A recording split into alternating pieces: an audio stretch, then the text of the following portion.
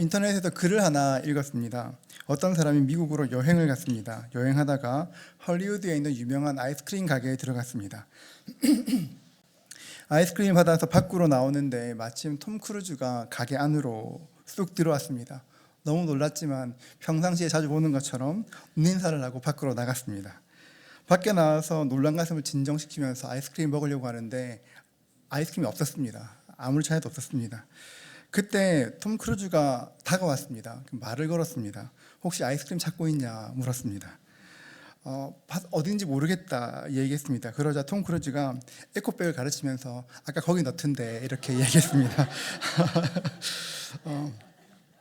그 톰 크루즈가 이렇게 들어올 때 자주 만나는 사람인 것처럼 인사했지만 마음으로 너무 흥분하니까 아이스크림 에코백에 넣었던 것입니다. 너무 좋아하면 당황해서 어떻게 해야 될지 모를 것 같은 그런 때가 있습니다. 사실 그 마음이 오늘 말씀을 준비하는 제 마음이었습니다. 저는 오늘 읽었던 빌립보서 말씀은 제가 성경에서 가장 좋아하는 말씀이고 또 자주 묵상하는 말씀입니다. 굉장히 자주 묵상하고 기도도 많이 하는 말씀입니다. 그러니까 너무 좋아하는 말씀이다 보니까 말씀을 풀어나가는 것이 꽤 어려웠습니다. 왜냐하면 하고 싶은 말이 너무 많은데 어떻게 표현해야 될지는 몰라서 꽤 힘들게 말씀을 준비했습니다. 제가 말씀을 이렇게 사랑하고 이렇게 말씀을 묵상하면서 받았던 그 감동이 오늘 여러분께도 잘 전달될 수 있으면 좋겠습니다. 우리는 지난주에 바울의 자랑이 무엇인지에 대해서 이야기했습니다. 바울에게 자랑할 것 참 많았습니다. 태어난 가문, 학문적 성취, 종교적 열심과 도덕적인 삶 모두가 부러워할 만하고 자랑할 만한 것이었습니다. 그런데 예수 그리스도를 아는 지식을 얻고 나니 모든 것이 덧없는 것처럼 아무 가치가 없는 것처럼 느껴졌습니다. 애써 이룬 것이었지만 예수를 알고 나니 그 어떤 것도 바울의 기쁨이 될 수가 없었습니다. 그래서 바울은 내 모든 것을 배설물처럼 여긴다 이렇게 이야기합니다. 가치가 이동되었습니다. 가치가 바뀐 것입니다. 가치가 바뀌게 되면 이전에 보았던 것이 가졌던 것이 전혀 다르게 느껴지게 됩니다. 이전에 좋았던 것이 더 이상 좋지 않다는 뜻이기도 하고 동시에 내 모든 것을 새로운 가치를 위해 쓰겠다는 뜻이기도 합니다. 3차 전도여행을 마치고 예루살렘으로 돌아왔습니다. 예루살렘에 돌아왔더니만 민심이 흉흉했습니다. 사람들은 바울에게 굉장한 적대감을 가지고 있었습니다. 마침 바울이 성전에서 나오는 모습을 보았습니다. 사도행전 21장 38절인데요. 외치되 이스라엘 사람들아 도우라. 이 사람은 각 처에서 우리 백성과 율법과 이곳을 비방하여 모든 사람을 가르치는 그자인데 또 헬라인을 데리고 성전에 들어가서 이 거룩한 곳을 더럽혔다 하니. 원래 이방인은 이방인의 뜰까지만 들어갈 수 있는데 바울이 성전에 함께 갔다고 생각한 것입니다. 30절은 그렇습니다. 온 성이 소동하여 백성이 달려와 모여 바울을 잡아 성전 밖으로 끌고 나가니 문들이 곧 닫히더라. 온 성이 소동하였습니다. 백성들이 막 달려왔습니다. 백성들이 바울을 잡아서 성전 밖으로 끌고 나갔다고 이야기합니다. 이 말이 굉장히 무서운 말인데요. 성전 안에서는 돌로 사람을 쳐 죽일 수가 없으니 성전 밖으로 끌고 나갔다는 것은 돌로 치기 위해서 죽이기 위해서 끌고 나갔다는 것입니다. 31절은 이렇게 말합니다. 그들이 그를 죽이려 할 때에 온 예루살렘이 요란하다는 소문이 군대의 천부장에게 들리네. 죽이라는 그 순간에 마침 천부장이 나타나서 그 소요를 막았습니다. 37절인데요. 37절 말씀 우리 같이 한번 읽어볼까요? 같이 읽겠습니다. 바울을 데리고 영내로 들어가려 할 그때에 바울이 천부장에게 이르되 내가 당신에게 말할 수 있느냐 이르되 내가 헬라 말을 아느냐. 천부장은 진상을 알기 위해서 바울을 쇠사슬을 채워서 영내로 들어가려고 했습니다. 로마군 영내로 들어가면 이렇게 진영으로 들어가면 자신이 로마임을 밝히고 조서를 꾸미면 그냥 무죄로 석방될 그런 상황이었습니다. 여러분 이때 바울이 어떤 모습이었을까요, 여러분? 발에 밟히기도 하고 주먹으로 맞기도 했을 것입니다. 바닥에 대고 질질 끌어갔을 것입니다. 옷은 찢어지고 온몸에 피가 흘렀을 것입니다. 얼마나 억울하고 짜증나고 무슨 정신이 있었겠습니까? 그런데 바울이 천부장에게 말을 겁니다. 내가 당신에게 말을 할 수 있느냐? 그러자 천부장은 내가 헬라 말을 아느냐? 이렇게 질문합니다. 그러니까 바울이 그리스어로 천부장에게 말을 건넨 것입니다. 39절은 이렇게 말합니다. 바울이 이르되 나는 유대인이라 소읍이 아닌 길리기아 다소시의 시민이니 청컨대 백성에게 말하기를 허락하라 하니 바울은 자신이 소읍이 아닌 길리기아 다소시의 시민이라고 말합니다. 그러니까 내가 로마 시민권자다 이렇게 밝히는 것입니다. 난 로마 시민이니까 발언권을 달라 이야기하는 것입니다. 40절은 이렇게 말합니다. 천부장이 허락하거늘 바울이 층대 위에 서서 백성에게 손짓하여 매우 조용히 한 후에 히브리 말로 말하니라. 그러니까 바울은 천부장과 소통하기 위해서 그리스어를 사용했고 발언권을 얻기 위해 로마 시민이라는 것을 밝혔습니다. 그리고 군중들에게는 히브리 말로 이렇게 이야기했습니다. 여러분 이 말씀 이상하지 않습니까? 사도행전 21장 이 말씀 보면 바울이 지금 배설물로 여긴다는 것을 모두 다 사용하고 있습니다. 여러분 이 말씀에서 알아야 될 것은 가치가 이동된다는 것은 내가 가진 모든 것을 가치 없게 여긴다 그런 뜻으로만 해석할 수가 없습니다. 조금 더 넓게 보면 예수님께서 가장 중요한 가치가 되기 때문에 예수님을 위해 내가 가진 모든 것들을 사용해야 한다는 것입니다. 하나님께서는 우리 삶을 귀하게 보십니다. 내가 열심히 일했던 것, 노력했던 것들은 예수 안에 있으면 사라지는 것이 아니라 다르게 쓰임받게 되는 것입니다. 이 말을 조금 더 깊이 생각하면 우리의 가치관이 바뀌게 되면 우리의 삶에 대한 새로운 목표가 생긴다는 것입니다. 그리고 삶의 우선순위가 분명해지게 됩니다. 바울에게는 선명한 목표가 있었습니다. 12절인데요. 내가 이미 얻었다함도 아니요 온전히 이루었다함도 아니라 오직 내가 그리스도 예수께 잡힌 바 된 그것을 잡으려고 달려가노라. 이 말씀은 일종의 그림 언어입니다. 달려가노라 이 단어는 그리스어로 디아코인데요. 온몸을 앞으로 기울이고 달려나가는 그 모습을 뜻하는 것입니다. 바울은 예수께 잡힌 바 된 그것을 잡으려고 달려간다 말했습니다. 이 말씀은 여러 가지로 해석할 수 있으나 단순화시켜 이야기하면 바울은 복음 증가하는 것을 사명으로 삼고 최선을 다한다 그런 말씀입니다. 바울은 당시 있었던 올림픽을 특별히 육상 경기를 생각하며 이 말씀을 기록하였습니다. 육상 경기를 할 때 보면 출발 전에 온몸을 기울이고 있다가 탕 하고 신호가 울리면 총알같이 달리지 않습니까? 신호가 울리고 달릴 때 여러분 선수들은 어떤 생각을 하며 뛰게 될까요? 그저 온 힘을 다해 목표를 향해 그냥 달려가는 것입니다. 힘을 다해 목표까지 가는 것, 복음 전하기 위해 달려가는 것, 이것이 바로 바울의 인생이었습니다. 목표를 위해 달려가는 것은 여러분 이것은 바울의 인생에만 이루어지는 것은 아닙니다. 정확히 말하면 이 땅 모든 사람들의 삶에 똑같이 이루어지는 일입니다. 이 세상의 모든 사람들은 어딘가에 마음을 두고 있고 그 일을 향해 달려가고 있습니다. 정신과 의사인 제랄드 메이가 쓴 중독과 은혜라는 책이 있습니다. 이 책에서 굉장히 인상적인 문장이 있었는데 한번 들어보십시오. 모든 사람은 어딘가에 중독되어 있다. 그러나 사람들은 대부분 자신이 중독자라고 생각하지 않는다. 여러분 모든 사람들은 어디인가 중독되어 있습니다. 그런데 사람들은 내가 중독되었다 생각하지 않을 뿐입니다. 그렇게 말하면서 중독을 설명하기 위해서 어원을 이야기하는데요. 중독이 영어로 어딕션 아닙니까? 이 말은 에트리케라는 라틴어에서 나온 말입니다. 에트리케라는 그 단어 자체가 무엇인가 사로잡히다, 노예가 되다, 종속되다 이런 뜻을 가지고 있습니다. 이 땅의 모든 사람들은 무엇인가에 사로잡혀 종속되어 살아갑니다. 무엇에 사로잡혔는가 그것이 다를 뿐 세상 모든 사람들은 무엇에 사로잡혀 살아가게 됩니다. 바울은 예수님께 사로잡히게 되었습니다. 사로잡혔다는 것은 그것에 의해서 지배당한다는 것이고 간절히 원한다는 것입니다. 바울은 예수님께 사로잡혔습니다. 바울은 예수님께 지배받았고 예수님을 더 많이 원했습니다. 13절은 이렇게 말합니다. 형제들아 나는 아직 내가 잡은 줄로 여기지 아니하고 오직 한 일 즉 뒤에 있는 것은 잊어버리고 앞에 있는 것을 잡으려고 이렇게 말합니다. 바울은 아직 내가 잡았다 이렇게 잡은 줄로 여기지 않는다 말합니다. 예수님께서 내 인생에 주신 은혜들을 생각하면 나는 아직까지 충분히 드리지 않았다 고백하는 것입니다. 바울이 그렇게 열심히 헌신했는데 나는 충분히 드리지 않았다 이야기합니다. 너무 지나친 겸손 같기도 합니다. 바울은 주님을 위해 충분히 드리지 않았다 이야기하지만 기독교 역사상 바울만큼 주 예수님께 헌신된 사람은 없었습니다. 유럽과 소아시아를 여행하면서 복음을 증거하고 교회들을 세웠습니다. 가는 곳마다 제자들을 양육하였습니다. 신학적인 측면에서 보면 지금 우리 기독교 교리를 완성하였습니다.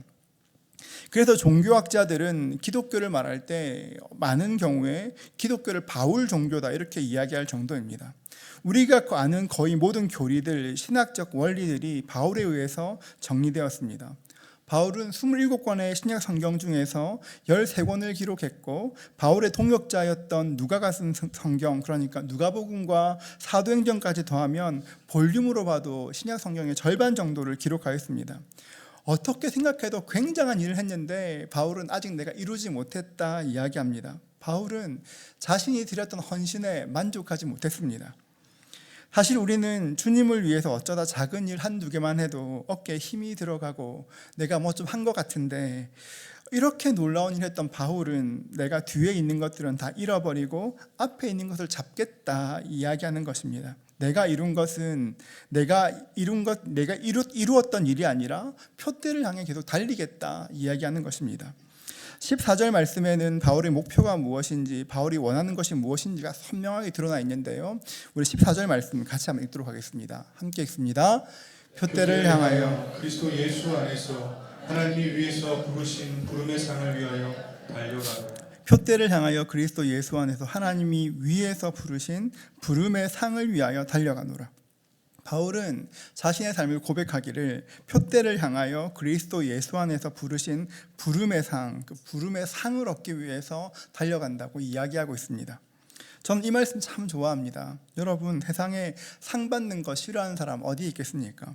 바울은 부르심의 상이 있기에 그 상을 위해서 표대를 향해 뛰어간다, 달려간다 이야기합니다.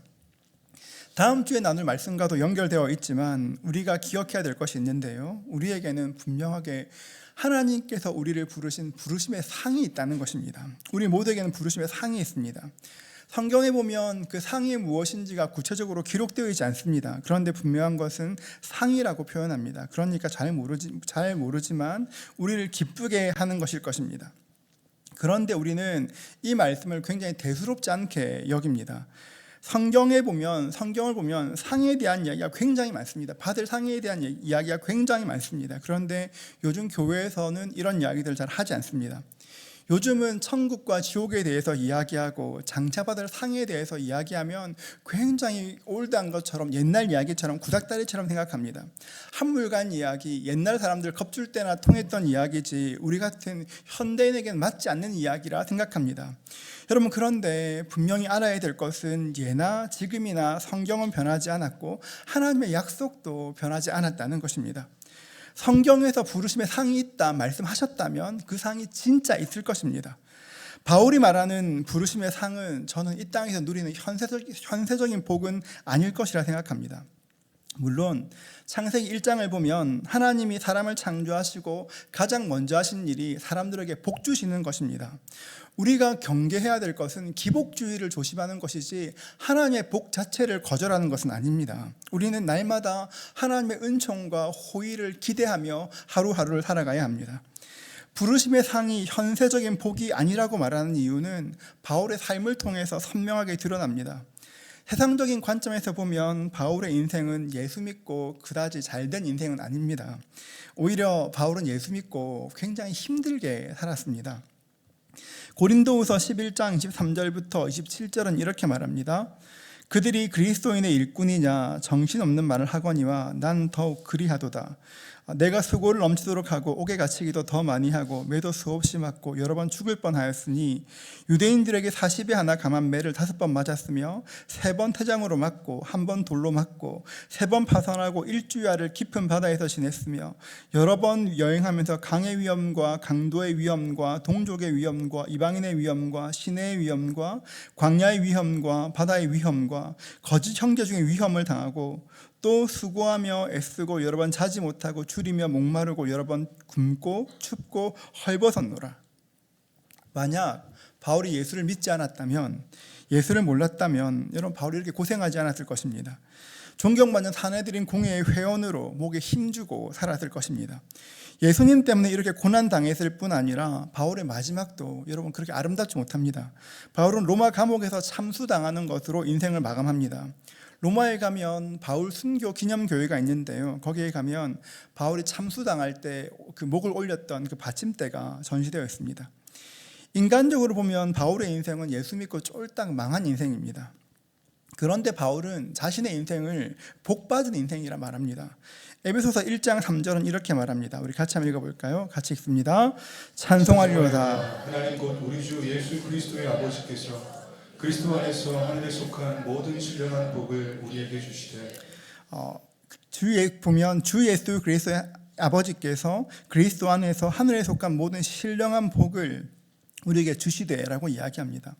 예수 믿어 닫힌 문도 활짝 열리고 내 앞에 있던 장애물도 다 사라지고 하는 일마다 성공해서 복받은 것이 아니라 예수 안에 신령한 복이 있기 때문에 바울은 내 삶이 복받은 인생이라고 말하는 것입니다. 바울의 관심 자체가 다른 것입니다. 바울은 내가 이 땅에서 무엇을 얻고 무엇을 누릴 것인가 하는 것이 아니라 바울의 관심은 내가 장차 주님 만날 때 어떤 삶이 어떤 일이 있을 것인가, 내가 장차 주님 만날 때 어떤 일이 있을 것인가, 주님 앞에 설 때 난 어떤 상을 받을 것인가, 이것이 바울의 관심이었습니다. 그러니까 바울의 관심은 이 세상이 아니라 영원의 그 시각이 맞닿아 있었습니다. 이 시대가 우리에게 주는 가장 큰 유혹은 현세에 만족하도록 이렇게 하는 것입니다. 하루살이에게 아무리 내일을 말해도 내일을 이해할 수 없는 것처럼 짧은 인생을 사는 우리에게 영원은 좀처럼 손에 잡히는 시간이 아닙니다. 그러니까 지금이 전부인 것처럼 살아갑니다. 그런데 여러분, 하나님께서는 우리에게 예수님을 보내주시고 영생에 대해서 말씀하셨습니다. 영생은 여러분 지금 이 모습 그대로 영원히 사는 것이 아닙니다. 여러분, 하나님과 함께 전혀 새로운 삶을 사는 것이 영생입니다. 하나님께서 짧은 인생을 사는 우리들에게 영원한 것이 있다고 말씀하시고 계신데 그 말씀이 잘 들리지도 않고 그 말씀이 잘 이해되지도 않습니다.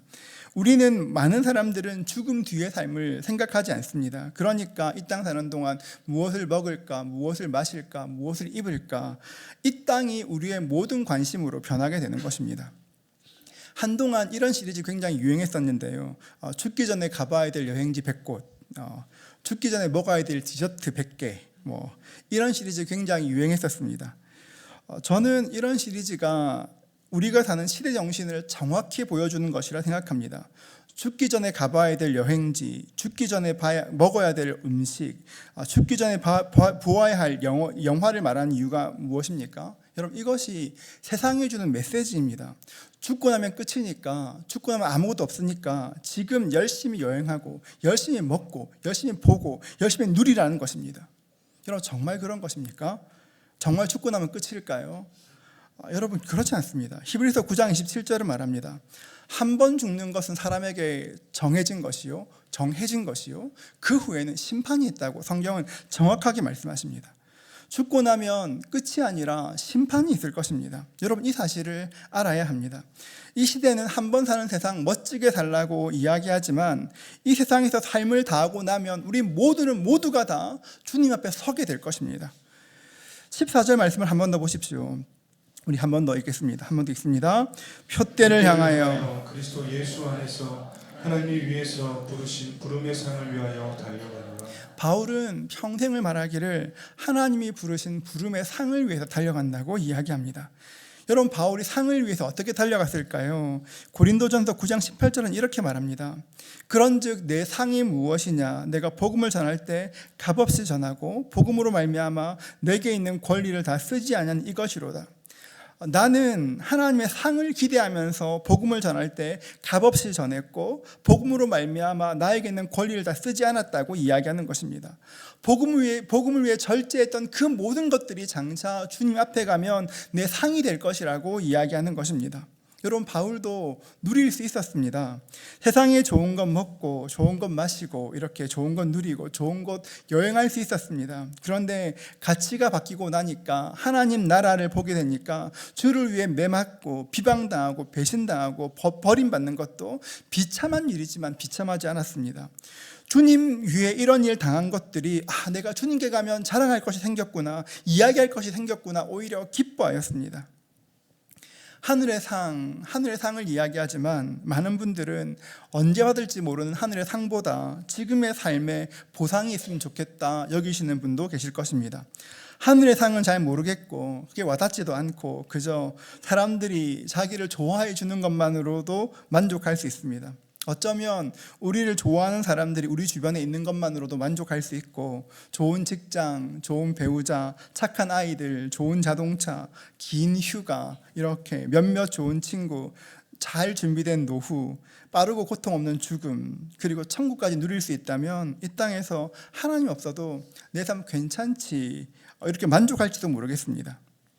그런데 여러분, 이 땅이 전부가 아니라는 것을 아는 우리들에게는 이 땅의 그 삶들이 삶의 목표가 될 수 없습니다.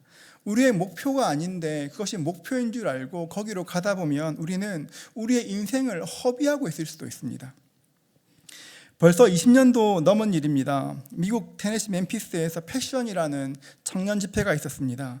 4만 명이 넘는 청년들이 함께 모여서 하나님을 예배했습니다. 유튜브에 보면 그날 그 집회 영상이 있는데요. 집회 환경이 별로 좋지 않았습니다. 야외에서 예배를 드리는데 날씨도 구졌고 바람도 굉장히 세게 불어왔습니다. 그때 한 설교자가 나와서 말씀을 증거하기 시작합니다. 설교를 시작한 지 얼마 안 됐는데 바람이 세게 불었습니다. 원고가 다 날아갔습니다. 그때 설교자는 잠시 눈을 감고 하나님께 기도합니다.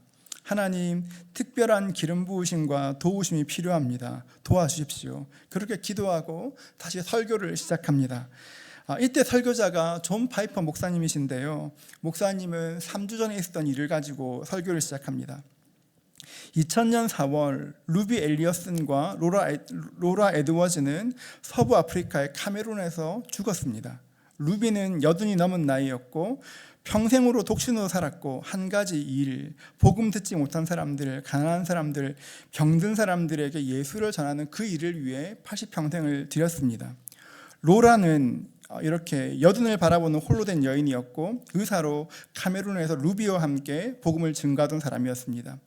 여느 때처럼 시골 마을을 다니며 복음을 증거하고 돌아오는 중에 브레이크가 파열되어서 차가 절벽 아래로 추락하게 되었고 두 사람은 그 자리에서 즉사하였습니다. 목사님은 이때 청년들에게 질문합니다. 이것이 비극일까요? 그렇지 않을까요? 어떻게 생각하십니까? 물었을 때 많은 청년들이 비극 아니라고 이야기합니다. 비극 아니라고 이야기합니다. 이 답을 듣고 존 파이퍼 목사가 말합니다. 제가 진짜 비극이 무엇인지 알려드리겠습니다. 그러면서 성경책 사이에서 리더스 다이제스트에서 찢은 종이 한 장을 꺼내서 높이 들었습니다. 1988년 2월에 실린 어느 부부의 이야기였습니다.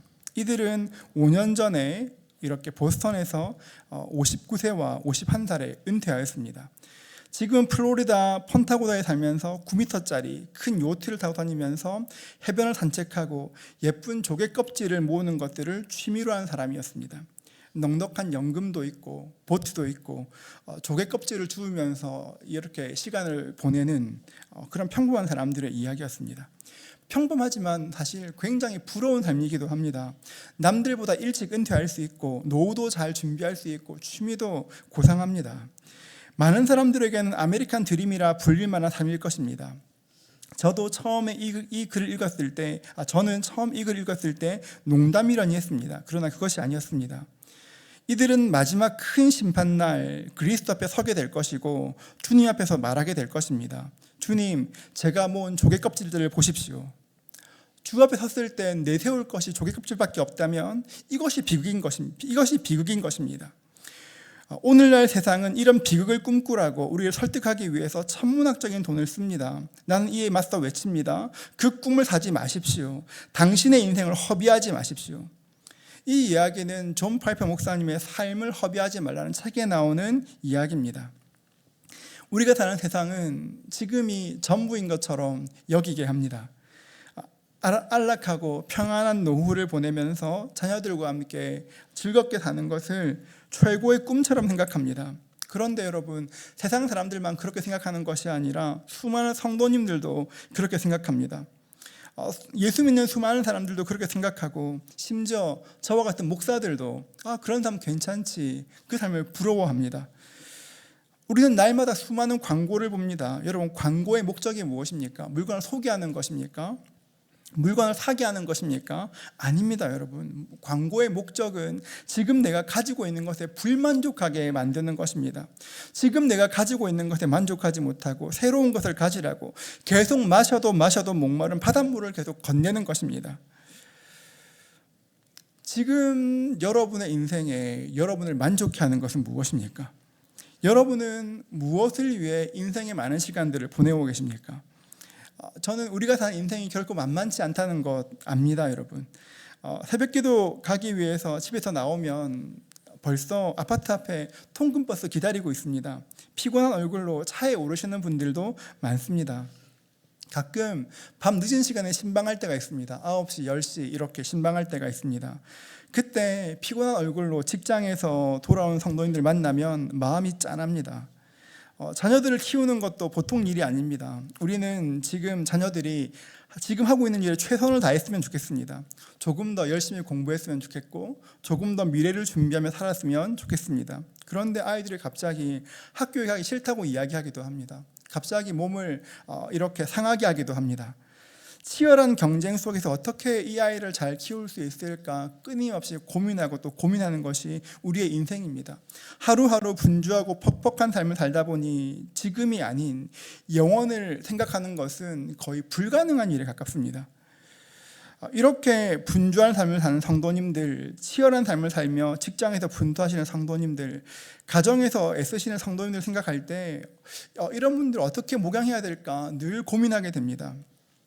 많은 경우에 설교를 준비할 때도 그렇습니다. 준비할 때 본문이 말하고 있는 것들을 밝히 드러내어야 하지만 동시에 이 말씀으로 어떻게 성도님들을 위로할 수 있을까, 격려할 수 있을까, 어떻게 하면 주일 예배를 통해 한 주를 갈 수 있는 힘을 좀 드릴 수 있을까 수없이 고민하게 됩니다. 여러분, 그런데 참 놀라운 것은 기도하면 기도할수록 교회에 대한 하나님의 꿈을 구하고 또 꿈을 구할수록 점점 저에게 선명하게 다가오는 것은 일주일 동안 열심히 살아온 여러분들을 격려하고 힘들이는 일을 해야 하지만 더 본질적인 일, 손에 나침판을 들고 여기로 가야 한다고 가야 할 길을 바라보게 하는 것이 저의 사명이라는 것을 다시 한번 깨닫게 됩니다. 이 땅이 전부인 것처럼 사는 사람들에게 이 땅이 전부가 아니라 저기에 표대가 있다고, 저기에 가야 한다고, 저곳에 부르심의 상이 있다고 그것을 가리키며 함께 가야 되는 것이 저의 사명임을 기억하게 되는 것입니다. 여러분, 꼭 기억하십시오. 우리가 사는 세상이 전부가 아닙니다. 우리에게는 예수 그리스도라는 분명한 표대가 있고 우리를 부르신 부름의 상이 있습니다. 세상 사는 것 어렵고 힘듭니다. 하루하루 사는 것 너무 힘들죠, 여러분. 그런데 우리가 생각할 것은 이 세상은 짧고 순식간에 지나가게 될 것입니다. 생각보다 순식간에 지나가게 될 것입니다. 벌써 여러분 24년 벌써 6월달 끝나갑니다, 여러분. C.T. 스터드라는 분이 계십니다. 1860년, 꽤 옛날 분이시죠. 이분은 영국 케임브리지 대학에서 공부하셨고 크리켓 선수로 굉장히 유명하신 분이셨습니다. 우리나라에는 야구가 굉장히 유명하지만 영국이나 영국의 영향을 받은 곳에서는 크리켓의 인기가 굉장히 대단합니다. 인도에 가면 크리켓 선수를 신으로 모시고 사당을 짓기도 합니다. C.T. 스터드는 재벌집 아들의 명문대, 크리켓 에이스, 그러니까 당시 영국에서 C.T. 스터드의 인기는 사회적인 신드롬이라 말할 만큼 엄청났습니다. 아버지의 열심으로 교회 다니긴 했으나 세상의 인기 속에서 점점 믿음은 말라갔습니다. 그래서 어느 날 갑자기 형 조지가 병에 걸려 죽게 됩니다. C.T. 스터드는 삶과 죽음을 오가는 순간을 지켜보며 인생에 대해서 고민하게 됩니다. 그리고 무디의 설교를 듣고 예수를 만나게 됩니다. 예수를 만나고 난 뒤에 그의 삶이 극적으로 변하게 됩니다. 모든 사람들이 원하는 그 길을 버리고 아프리카로 떠나갑니다. 웨익이라는 선교단체를 만들고 아프리카로 가서 복음을 증거합니다. 요즘으로 하면 마이클 조던이 선교사가 된 것입니다. 이분이 남긴 시가 있습니다. 제가 그 시 일부를 읽어드리겠습니다. 어느 날 2줄짜리 금원을 나 들었네. 종종 걸음으로 삶의 길을 가던 날, 내 가슴에 확신을 심어준 그날, 영영 내 마음을 떠나지 않네. 오직 한 번뿐인 인생 속히 지나가리라. 오직 그리스도를 위해 한 일만이 영원하니라. 오직 한 번뿐인 인생, 단 한 번뿐인 인생, 흐르는 그 시간도 머지않아 멈추겠지. 이내 나의 주님 만날 그날이 오고 나는 그분의 심판의 보좌 앞에 서겠지. 오직 한 번뿐인 인생 속히 지나가리라. 오직 그리스도를 위해 한 일만이 영원하니라. 여러분, 우리에게 필요한 말씀 아닐까요, 여러분? 오직 한 번뿐인 인생 속히 지나가리라. 오직 그리스도를 위한 일만이 영원하리라. 빌립보서 3장 13절과 14절은 말합니다. 우리 같이 한번 읽어볼까요? 같이 읽습니다. 형제들아, 나는 아직 내가 잡은 줄로 여기지 아니하고 오직 한 일, 즉 뒤에 있는 것은 잊어버리고 앞에 있는 것을 잡으려고 표대를 향하여 그리스도 예수 안에서 하나님이 위해서 부르신 부름의 상을 위하여 달려가노라. 저는 제 삶을 돌아봅니다. 내가 어떤 표대를 위해 달리고 있는지를 계속 바라보게 됩니다. 내가 원하는 것은 무엇인가? 개척했으니까 큰 교회 만들고 사람들에게 자랑하는 것이 내 목표인가? 계속 제 자신을 돌아보게 됩니다. 여러분의 삶의 목표는 무엇입니까? 혹시 삶의 목표가 있는데 그게 뭔지도 모르고 살진 않으십니까? 내 삶의 목표가 뭐였지? 그냥 하루하루 살다 보니까 아무런 목표 없이 살고 있지 않으십니까? 여러분들에게 삶의 목표는 무엇입니까? 여러분 무엇을 위해 여러분의 인생을 살고 있습니까? 우리의 삶은 그렇게 오래 지속되지 않을 것입니다. 60년 뒤에 70년 뒤에 우리 중에 몇 사람이나 여기 이 땅에 살고 있을까요? 우리는 결국 주님 앞에 서게 될 것이고 우리의 표대이신 주님 앞에 서게 될 것입니다. 여러분, 그날들을 기억하실 수 있기를 축복합니다. 그날은 생각보다 빨리 올 수 있습니다. 저는 우리의 삶이 주 앞에 부끄러움 없는 삶이 되었으면 좋겠습니다. 유한한 이 땅만 바라보는 것이 아니라 영원을 바라보십시오. 하루하루 사는 것이 너무 바쁘고 힘들지만 하나님께 내 생각을 계속 드리면서 주님과 교제하시면서 내가 무엇을 위해 살아야 될지 끊임없이 내 방향을 정하지 않으면 세상에서 방황할 것입니다. 그리고 남들에게 보일 만한 것, 자랑할 것만 따라가다가 결국 모든 시간 다 보내고 주 앞에 설 때 주님, 제가 가진 것이 이것밖에 없습니다 말하게 될지도 모르겠습니다. 여러분, 영원을 바라보십시오. 오직 한 번뿐인 인생 속히 지나가리라. 오직 그리스도를 위해 한 일만 영원하리라. 이 말씀이 여러분의 가슴에 심기는 그 은혜가 있기를 주의 이름으로 축복합니다.